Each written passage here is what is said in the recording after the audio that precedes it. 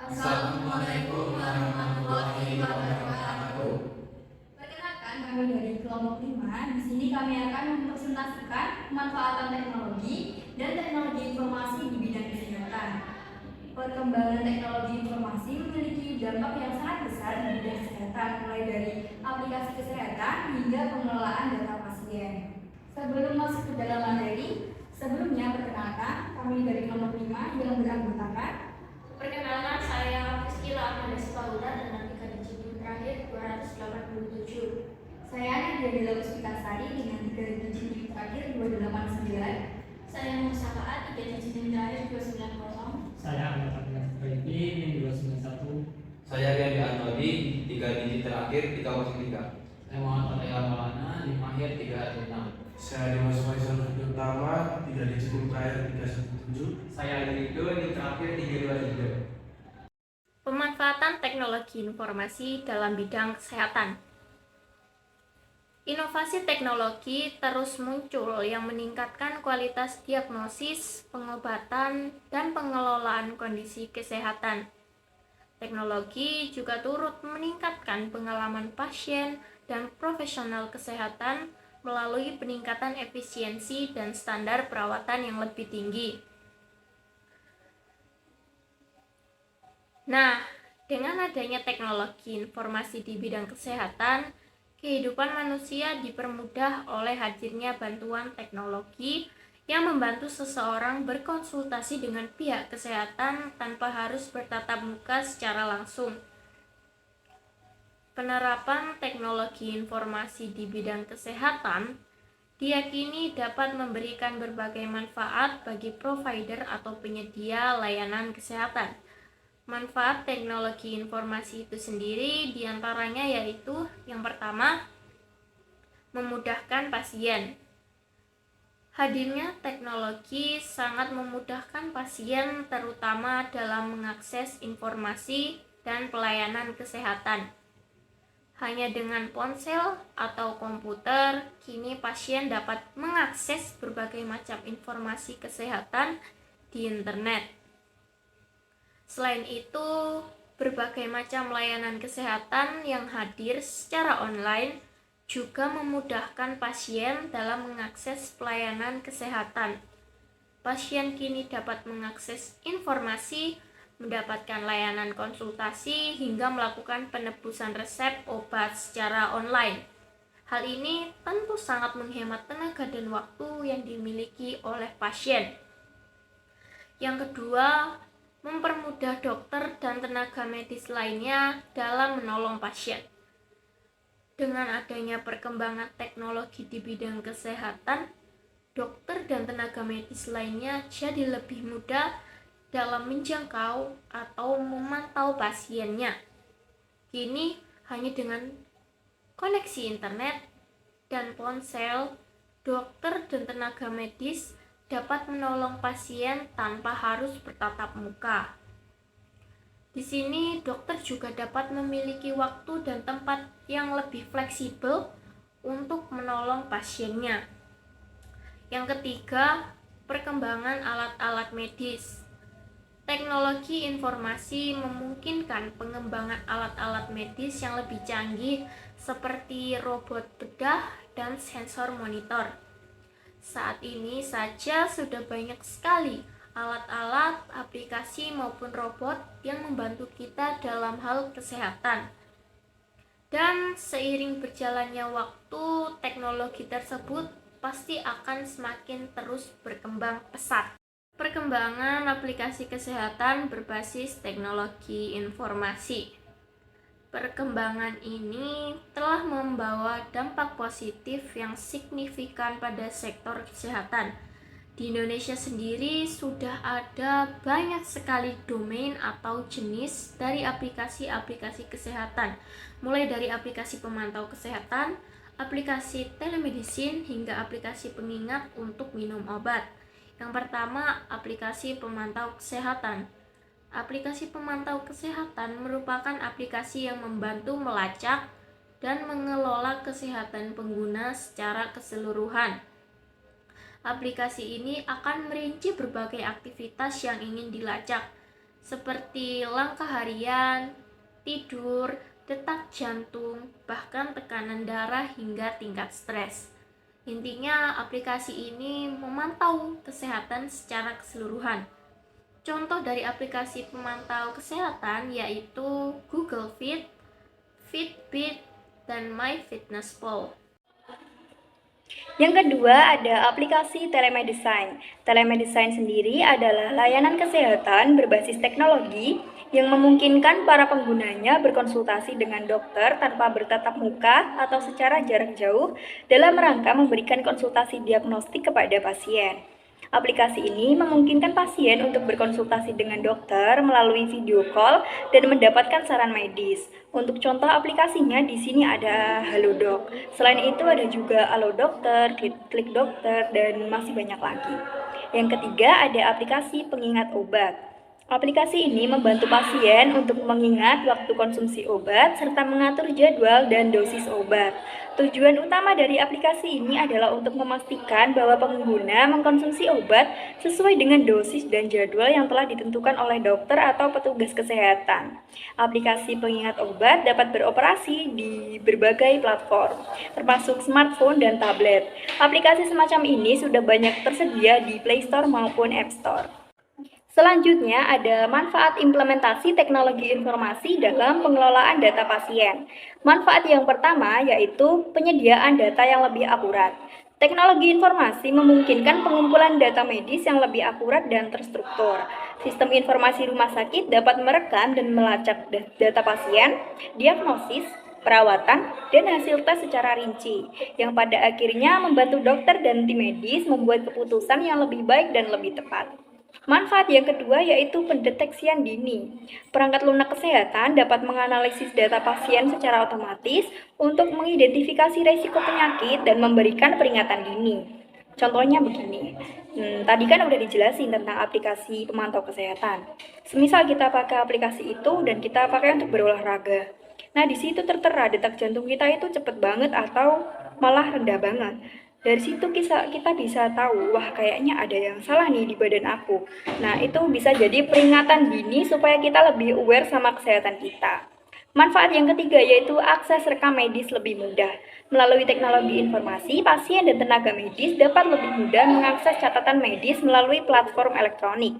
Dari sisi pasien, ini memungkinkan pasien untuk mengikuti perkembangan kesehatan mereka, mengakses hasil tes, dan berbagi informasi dengan penyedia layanan kesehatan jika diperlukan. Selanjutnya yaitu keamanan data dan privasi dalam pemanfaatan teknologi informasi di bidang kesehatan. Keamanan sistem informasi ini mengacu pada segala upaya, tindakan, praktik, dan kebijakan yang diterapkan untuk memastikan data yang disimpan berupa informasi pengguna maupun pasien dapat dilindungi integritas, kerahasiaan, dan ketersediaannya. Ada beberapa prinsip dalam sistem keamanan ini, antara lain yaitu 1. Kerahasiaan atau confidentiality, di mana hal ini mengacu pada perlindungan data kesehatan agar tidak dapat diakses oleh pihak lain yang tidak berkepentingan atau tidak berhak. Ini dapat dilakukan dengan menerapkan autentikasi 2 faktor, penggunaan password yang kuat, enskripsi, dan lain-lain. 2 yaitu integritas atau integrity, yaitu memastikan bahwa data kesehatan yang disimpan tidak mengalami perubahan atau modifikasi yang tidak sah oleh pihak luar maupun pihak dalam seperti kesalahan pengguna atau kesalahan sistem. Hal ini dapat dicegah dengan pencadangan data agar dapat dipulihkan kembali sewaktu-waktu. 3 yaitu keaslian atau authenticity, yaitu memastikan bahwa data kesehatan berasal dari sumber yang sah dan dapat dipercaya. Ini bisa dengan autentikasi pengguna, penginputan sertifikat atau dokumen digital, dan tanda tangan digital untuk mengidentifikasi pengguna dan memverifikasi integritas data. 4. Audibilitas atau accountability, yaitu kemampuan melacak maupun memantau segala aktivitas pengguna dalam sistem informasi kesehatan untuk mengidentifikasi adanya aktivitas mencurigakan dan lain-lain. Selanjutnya adalah penggunaan teknologi dalam diagnosis dan penyembuhan penyakit. Ada pengobatan kanker dengan terapi gen dan robot untuk operasi bedah. Pengobatan kanker dengan terapi gen merupakan pengobatan kanker dengan mengubah DNA sel kanker atau sistem kekebalan tubuh. Dan robot untuk operasi bedah adalah robot dengan lengan mekanis yang dikendalikan oleh ahli bedah untuk melakukan operasi bedah yang rumit dan presisi tinggi. Selanjutnya, diagnosis penyakit menggunakan citra medis. Biasanya digunakan untuk menganalisis foto ronsen, CT scan, MRI, dan citra medis lainnya dengan menggunakan teknik AI, seperti machine learning untuk mendeteksi atau mendiagnosis penyakit. Misalnya penyakit kanker paru-paru, penyakit jantung, penyakit hati, dan lain sebagainya. Kemudian ada penyaringan massal untuk penyakit menular di masyarakat. Menyaring sejumlah besar sampel darah atau sampel biologis lainnya menggunakan teknik seperti PCR untuk mendeteksi penyakit menular seperti virus HIV, hepatitis, dan virus lainnya. Memungkinkan penemuan kasus-kasus baru yang menular lebih cepat. Selanjutnya ada pemantauan kondisi pasien secara jarak jauh. Memungkinkan perawat untuk memantau tanda-tanda vital pasien, aktivitas, dan lingkungan sekitar pasien menggunakan perangkat LOT seperti sensor, kamera, dan pemantauan jarak jauh dari rumah sakit atau pusat kesehatan. Biasanya ini berguna untuk pasien lanjut usia, pasien dengan penyakit kronis, dan pasien pasca operasi. Baiklah, materi berikutnya yaitu tentang tantangan dalam mengadopsi teknologi informasi di bidang kesehatan. Transformasi teknologi kesehatan sangat membantu fasilitas kesehatan dalam memberikan layanan yang efektif dan efisien kepada para pasien. Meskipun digitalisasi dalam layanan kesehatan memberikan banyak manfaat, namun juga menghadirkan berbagai tantangan. Terlebih, tak sedikit fasilitas yang belum 100% mengimplementasikan transformasi digital. Terlepas dari banyaknya manfaat transformasi teknologi kesehatan, penerapan digitalisasi pelayanan kesehatan juga kerap kali mendapat berbagai tantangan. Seperti yang pertama, keamanan data. Salah satu tantangan utama dalam transformasi teknologi kesehatan yaitu terkait keamanan dan privasi. Pasalnya, selain menjamin kesehatan dan keselamatan pasien, Vaskes juga perlu menjaga data pasien dari ancaman cyber, baik itu hacker maupun virus atau malware. Nah, oleh karena itu, Vaskes perlu memiliki protokol yang keamanan yang sesuai dengan standar yang berlaku. Yang kedua yaitu perbaruan terus-menerus. Perbaruan terus-menerus teknologi informasi berkembang dengan cepat sehingga bidang kesehatan harus terus memperbarui sistem dan perangkat agar tetap relevan.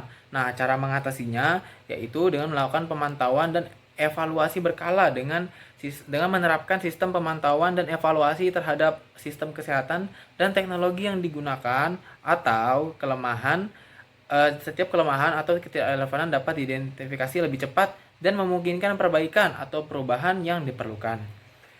Baik, selanjutnya kurangnya literasi digital. Kurangnya literasi digital menjadi salah satu tantangan digitalisasi pelayanan kesehatan yang tak bisa dielakkan. Demi pelayanan efektif, tentu seluruh kalangan baik itu staf, tenaga medis, dan pasien perlu memahami penggunaan aplikasi Vaskes, baik itu klinik, rumah sakit, atau dokter mandiri. Untuk mengatasi tantangan ini, perlu adanya memberikan pengetahuan dalam bentuk sesi pelatihan atau bahkan demonstrasi produk pada pasien maupun staf terkait penggunaan aplikasi klinik yang digunakan. Sekian, terima kasih. Baiklah, akan dilanjutkan materi selanjutnya oleh teman saya. Selanjutnya saya akan menjelaskan tentang masa depan pemanfaatan teknologi dan teknologi informasi di bidang kesehatan. Yang pertama, Artificial Intelligence menjadi salah satu teknologi yang berperan penting dalam mendesain ulang perawatan kesehatan yang sudah ada saat ini. Algoritma AI memudahkan pasien mendapatkan pelayanan dan bantuan medis secara cepat dan tepat. Begitu juga dengan tenaga medis, AI berperan mempercepat penanganan pasien, membantu menganalisa penyakit pasien, dan bahkan meresepkan obat yang sesuai untuk pasien. Yang kedua, virtual reality merupakan teknologi yang dapat menghadirkan lingkungan real secara maya. Dalam bidang kesehatan, VR dimanfaatkan sebagai alat simulasi operasi bagi calon dokter. Selain itu juga dapat membantu dokter menemukan lokasi pembedahan pada tubuh pasien. VR digadang-gadang sebagai masa depan pelayanan kesehatan seperti dilansir di medicalfuturist.com. Pada tahun 2020 diperkirakan nilai pasar global virtual reality dalam pelayanan kesehatan akan mencapai 3,8 miliar US dollar. Baik, selanjutnya adalah augmented reality. Berbeda dengan VR, augmented reality tidak menghilangkan kontak dengan realitas. Augmented reality sering digunakan saat dokter melakukan pemeriksaan sebelum operasi, seperti CT scan atau MRI yang dapat memberikan gambaran kepada ahli bedah tentang anatomi internal pasien. Yang keempat adalah robotik. Jadi robotik itu adalah sejumlah robot yang dengan sengaja dibuat untuk memudahkan dokter mendeteksi atau mengobati penyakit dan membantu merawat pasien. Mulai dari robot companions hingga robot bedah mulai dikembangkan. Beberapa contoh robot dalam dunia kesehatan adalah Jibo, Pepper, Paro, dan Buddy. Yang kelima, 3D printing. 3D printing dalam dunia kesehatan digunakan untuk mencetak jaringan hingga membuat kulit sintetis. Bahan material yang digunakan adalah sel kulit dan sel manusia atau bioink. Sekian presentasi dari kami, kurang lebihnya mohon dimaafkan. Wassalamualaikum warahmatullahi wabarakatuh.